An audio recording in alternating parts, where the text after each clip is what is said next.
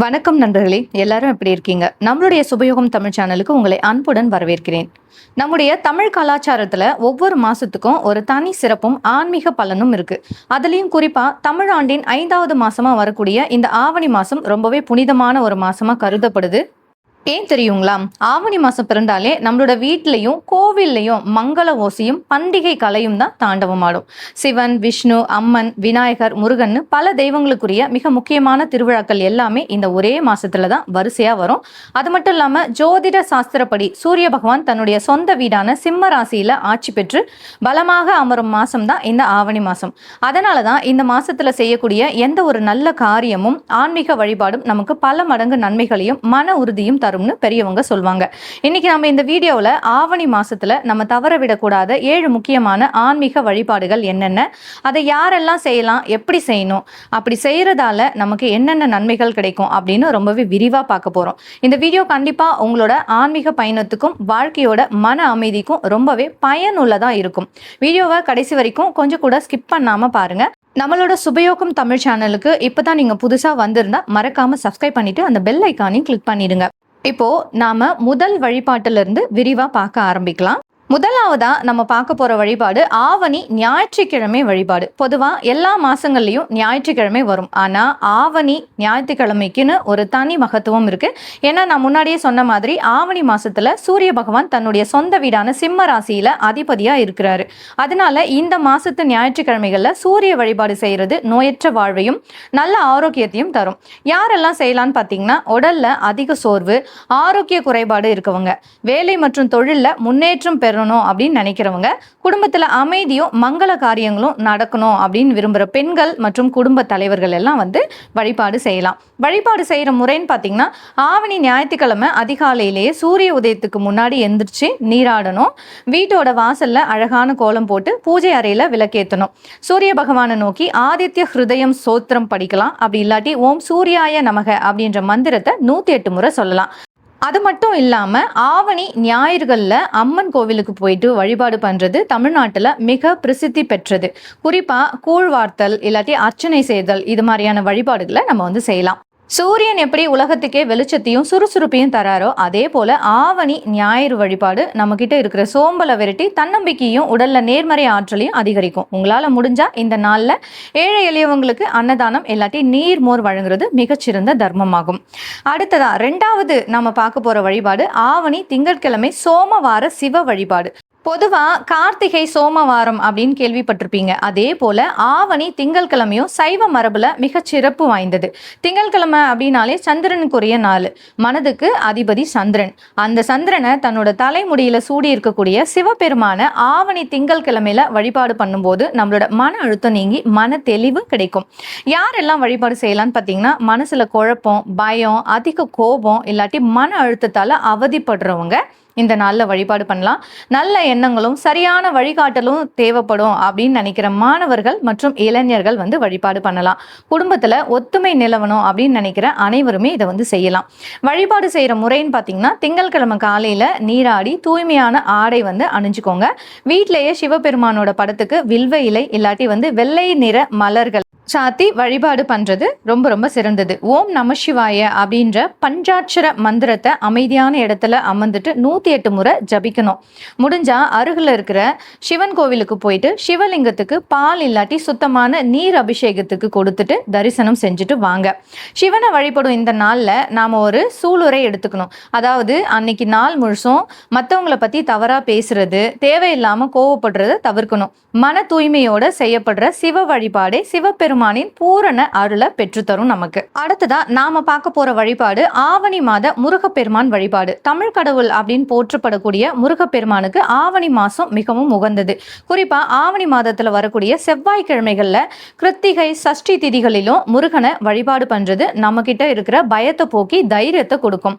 திருச்செந்தூர் போன்ற தலங்கள்ல ஆவணி திருவிழா மிகவும் கோலாகலமா நடக்கிறது நமக்கு தெரியும். ஸோ இந்த வழிபாடு யாரெல்லாம் செய்யலாம் பார்த்தீங்கன்னா, செவ்வாய் தோஷம் உள்ளவங்க, நிலம் மற்றும் சொத்து சார்ந்த பிரச்சனைகள்ல இருக்கவங்களாம் வழிபாடு பண்ணலாம்.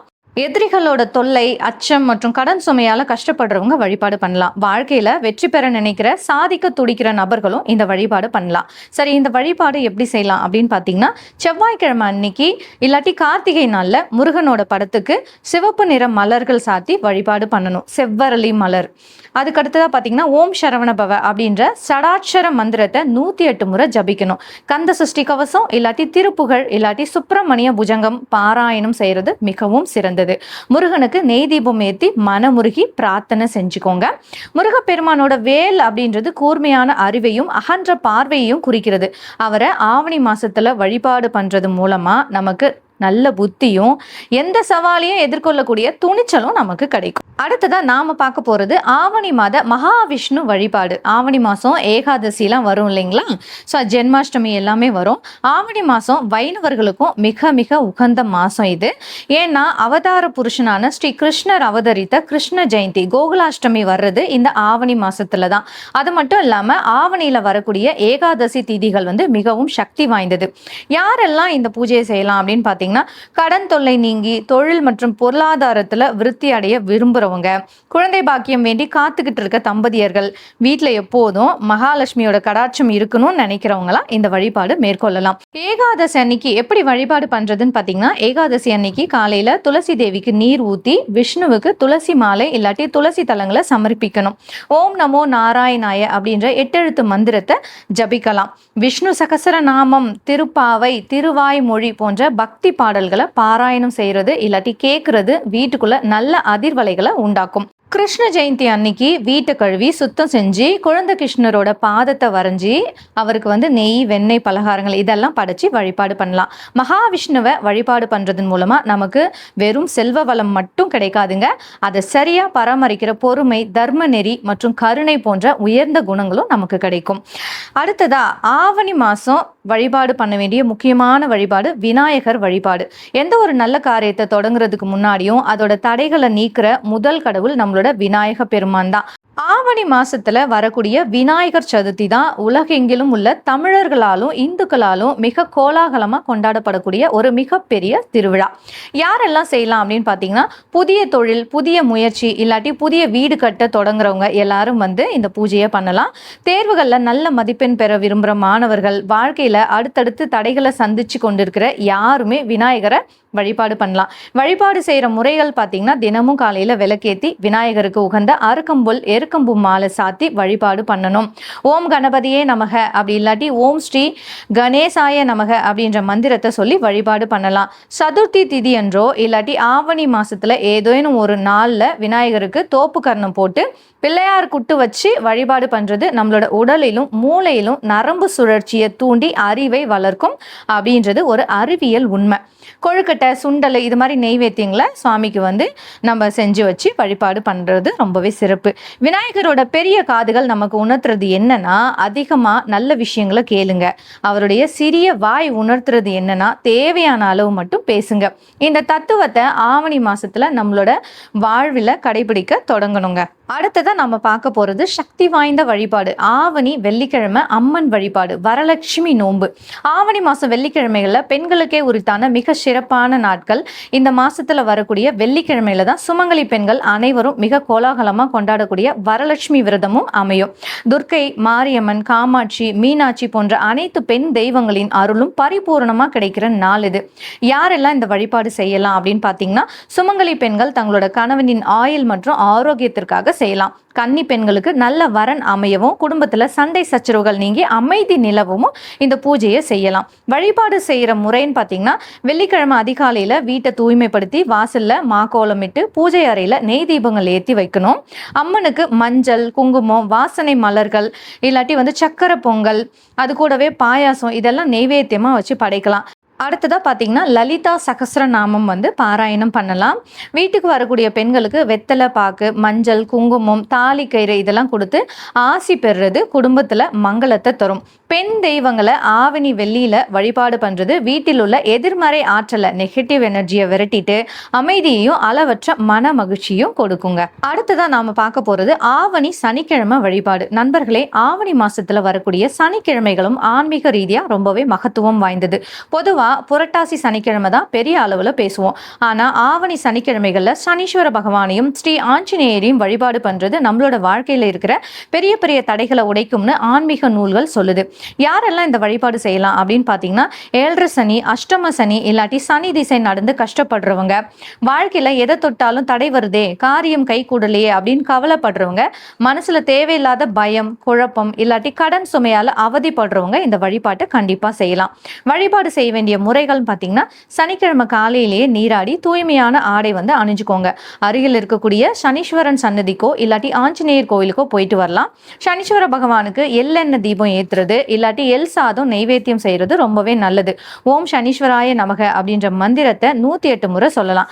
அதே போல பயம் நீங்க ஆஞ்சநேயருக்கு வெண்ணெய் இல்லாட்டி வெத்திலை மாலை சாத்தி அனுமன் சாலிசா பாராயணம் செய்யலாம். நண்பர்களே, சனி பகவான் வழிபாட்டோட முக்கிய நோக்கமே நம்மள பயமுறுத்துறது கிடையாதுங்க. நாம செய்யற தவறுகளை திருத்தி நமக்கு பொறுமை, ஒழுக்கம், பொறுப்புணர்வு இதையெல்லாம் கத்து கொடுக்கறது தான், நம்மள ஒரு நல்ல மனுஷனா மாத்துறது தான். இந்த நாள்ல வீட்டில் இருக்கிற பெரியவங்களையும் பெற்றோரையும் மதிச்சு நடக்கிறது, ஏழை எளியவர்களுக்கு எள் கலந்த உணவு இல்லாட்டி அன்னதானம் வழங்குறது சனி பகவானோட பூரண அருளை பெற்றுத்தரும். நண்பர்களே, அனைத்து வழிபாடுகளையும் விட மிக மிக முக்கியமான கடைசி வழிபாடு ஆவணி மாத தான தர்மம் மற்றும் நற்பண்புகள். நம்ம எவ்வளோ பெரிய பூஜைகள் செஞ்சாலும் சரி, எத்தனை கோவிலுக்கு போனாலும் சரி, பிற உயிர்களிடத்துல அன்பும் கருணையும் இல்லை அப்படின்னா அந்த ஆன்மீக வாழ்க்கைக்கு எந்த அர்த்தமுமே இல்லைன்னு தான் நம்மளோட முன்னோர்கள் சொல்லியிருக்காங்க. ஆவணி மாசத்துல நம்ம செய்யக்கூடிய மிகச்சிறந்த ஆன்மீக வழிபாடு என்னன்னு பார்த்தீங்கன்னா, அன்னதானம் பண்றது. பசியோட இருக்கவங்களுக்கு உங்களால முடிஞ்ச உணவை அளிக்கிறது. ஜீவ காருண்யம். கோடை வெயிலுக்கு பின்னாடி வரக்கூடிய இந்த மாசங்கள்ல பறவைகளுக்கும் விலங்குகளுக்கும் தண்ணீரும் உணவும் வைக்கிறது. அடுத்ததா ஏழை எளியோருக்கு உதவி செய்யறது. ஏழை மாணவர்களோட கல்விக்கோ இல்லாட்டி முதியவர்களுக்கோ அவங்களோட மருத்துவத்துக்கோ ஒரு சின்ன அளவிலான உதவி செய்யறது. பொய் பேசாம இருக்கிறது, பிறருக்கு தீங்கு செய்யாம இருக்கிறது, பெரியவங்களையும் பெற்றோரையும் மதிச்சு நடக்கிறதே உண்மையான ஆன்மீகம். இன்னைக்கு நம்ம இந்த வீடியோல ஆவணி மாசத்துல நம்ம தவற விடக்கூடாத 7 முக்கியமான ஆன்மீக வழிபாடுகள் பத்தியும் அதனால கிடைக்கக்கூடிய நன்மைகள் பத்தியும் ரொம்பவே விரிவா பார்த்தோம். ஆவணி மாசத்தோட ஒவ்வொரு நாளையும் இறை நம்பிக்கையோடும் நேர்மறையான எண்ணங்களோடும் பிறருக்கு உதவுற நல்ல குணத்தோடும் நாம கழிச்சாலே போதும், நம்மளோட வாழ்க்கையில மன அமைதியும் சந்தோஷமும் தானாவே சேரும். இந்த தகவல்கள் உங்களுக்கு பயனுள்ளதா இருந்தா மறக்காம இந்த வீடியோவை உங்களோட நண்பர்களுக்கும் குடும்பத்தினருக்கும் ஷேர் பண்ணுங்க. உங்களோட ஊர்ல ஆவணி மாசத்துல என்னென்ன சிறப்பு வழிபாடுகள் நடைபெறும் அப்படின்றத கீழே உள்ள கமெண்ட் பாக்ஸ்ல பகிர்ந்துக்கோங்க. இது போன்ற பயனுள்ள ஆன்மீக தகவல்களுக்கு நம்மளோட சுபயோகம் தமிழ் சேனலை சப்ஸ்கிரைப் பண்ணிட்டு பக்கத்துல இருக்க பெல் ஐக்கானு பிரஸ் பண்ணி உங்களோட சப்போர்ட்டை கொடுங்க. நன்றி. மீண்டும் அடுத்த ஒரு நல்ல வீடியோல உங்களை சந்திக்கிறேன். வாழ்க வளமுடன்.